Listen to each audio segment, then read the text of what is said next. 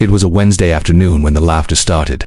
The hallways of Westbridge High always seemed too loud for a girl like Mia Jensen. She was the kind of person who practically melted into her oversized gray sweater and kept her gaze locked on the floor, hoping that if she never made eye contact, she'd stay invisible. But some people don't need a reason to be cruel. Sometimes it's the quiet ones who attract the worst attention of all.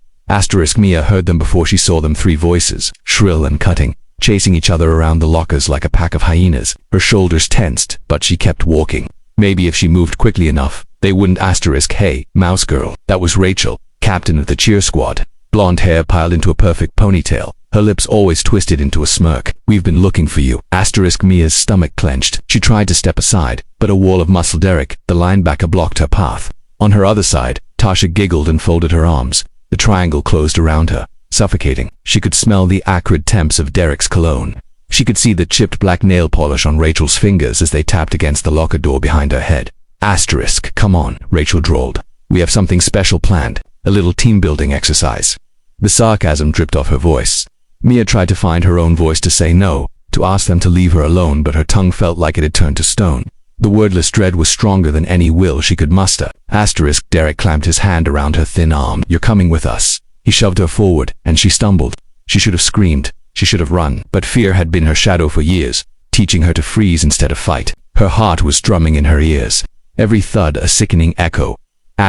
They marched her down the hallway, past classrooms with closed doors, past students who stared but said nothing. That was always the worst part, how everyone watched, and no one did anything. Mia thought she could see pity in a few faces, but pity was as useless as silence. The bathroom door slammed open. Cold tile, flickering fluorescent light, the metallic stink of bleach that made her eyes water. She knew what was coming before they even spoke. Thirsty, Tasha sing-songed. She yanked the lid of a toilet up with a theatrical flourish. Get a drink. Mia's vision swam. Please don't, she whispered. Her voice came out raw and tiny. Derek laughed. Ah, look at the little mouse squeak. Rachel folded her arms. Do it. Or what? Mia's voice cracked. Rachel leaned in so close their noses almost touched. Her perfume, sweet and cloying, clashed horribly with the bathroom reek. Or we'll make sure everyone in school knows you're not just a freak, but a coward too. We'll tell everyone you wet your pants. That you begged us not to hurt you.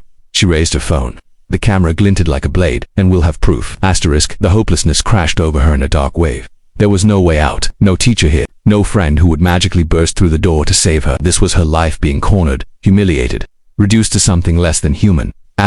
She leaned over the toilet, bile rising in her throat, tears streaming down her cheeks. She'd never hated herself more than in that moment. For being so weak, for being the kind of girl no one stood up for. Wait. Rachel's voice was too calm. We want to make sure you get this on video.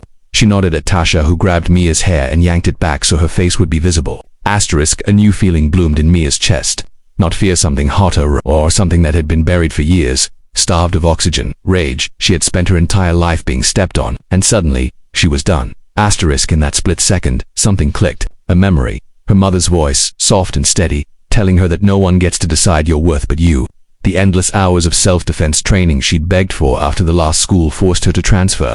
The lessons she'd practiced, over and over when she thought she'd never be brave enough to use them. Mia's hand shot up, catching Tasha's wrist in an iron grip. She twisted hard. Tasha screamed, dropping the phone. It clattered to the tiles. Derek swore and lunged for her, but Mia was already moving. She ducked to the side, her elbow snapping up into the underside of his chin. He staggered back, dazed. Rachel's eyes were huge now. She wasn't smirking anymore. Don't you touch me again, Mia said, her voice low and steady, vibrating with an anger so potent it made her hands tremble. I'm not your toy. She turned and kicked the toilet lid shut so hard it cracked. The sound cracked something in Rachel too, some illusion of power. She backed away, palms raised. We were just what? Mia advanced on her, having fun, proving how strong you are by picking on someone alone. She grabbed Rachel's phone and hurled it into the toilet. A fountain of water splashed up, soaking the floor. Film that. Derek tried to grab her arm again, and she pivoted, hooking her foot behind his knee and sweeping it out from under him. He hit the floor with a grunt, slipping on the water. The stall door slammed against his shoulder. Tasha was crying. Please, we're sorry. 30 seconds ago, they'd been gods in their tiny kingdom. Now they were just 3 scared kids in a dirty bathroom, too shocked to understand how fast the world could tilt. Mia looked at each of them in turn. Their faces were pale, their bravado hollow. The power they had lorded over her for so long had evaporated. All it had taken was one moment of standing up. Get out, she said. Her voice didn't tremble anymore. Go tell whoever you want. Show them the video, I don't care. No one moved, I said, get out. Asterisk, they scrambled over each other to obey. Derek limped past her, eyes on the floor. Rachel gave her a final look, something between fear and hatred, and fled. Tasha sniffled, clutching her wrist, and followed. Asterisk, the bathroom door clicked shut behind them. For a long moment, Mia stood in the wreckage, the cracked toilet, the dripping floor, her own reflection in the mirror. She hardly recognized herself. The girl in the glass wasn't a mouse. She wasn't weak. She was shaking, yes, but she was alive in a way she'd never been before. Asterisk, tears came again. But this time, they weren't only from shame. They were relief, pride, grief for every day she'd spent believing she didn't deserve to fight back. Asterisk, she gathered her backpack and left the bathroom. In the hallway, a few students were still lingering, eyes wide. She walked past them without flinching. No one tried to stop her. No one dared. Asterisk, when she reached the end of the hall, she nearly collided with Mr. Hayes, the history teacher. He looked from her flushed face to the bathroom door behind her. Mia, are you all right? Asterisk, her heart thumped. She expected him to scold her, to ask what she had done, but his voice was gentle. Asterisk, I'm okay, she said softly, and for once, she meant it. Asterisk, his eyes were kind. Do you want to talk about it? Asterisk, Mia hesitated. She'd spent so long being silent, afraid that no one would believe her, but something had shifted inside her. She was tired of hiding. Asterisk, yes, she said, I'd like that. Asterisk, he nodded. Let's go to my office. Asterisk, as they walked away, Mia felt the last fragments of her fear dropping away. She knew the bullies would twist the story, that they'd try to paint her as the aggressor, but she didn't care. She had her truth, and she wasn't afraid to tell it. Asterisk, in the principal's office later. When Rachel tried to spin her lies, Mia sat up straight and met her gaze without flinching. She described everything clearly, how they had cornered her, threatened her, tried to force her to humiliate herself. She didn't apologize for fighting back. Asterisk, the principal listened in grave silence. When Mia finished, her voice rough with exhaustion, there was no immediate judgment. But for the first time, she felt heard, validated, and when Rachel and her friends were finally told they would be suspended pending further investigation, the relief nearly knocked Mia to her knees. Asterisk, her mother came to pick her up that afternoon. She said nothing at first, just pulled Mia into the warmest hug she'd ever known. Mia buried her face in her mother's shoulder and let the tears come again. Unashamed. Asterisk, in the days that followed, whispers rippled through the school. Some people were angry that Mia had dared to stand up, angry that their heroes had been unmasked. But more people than she expected quietly approached her kids she'd never spoken to just to say they were glad she had stood her ground. One girl pressed a folded note into her hand. You're braver than you think. You give me hope. Asterisk, the next week, when Mia walked into the cafeteria, she didn't sit alone.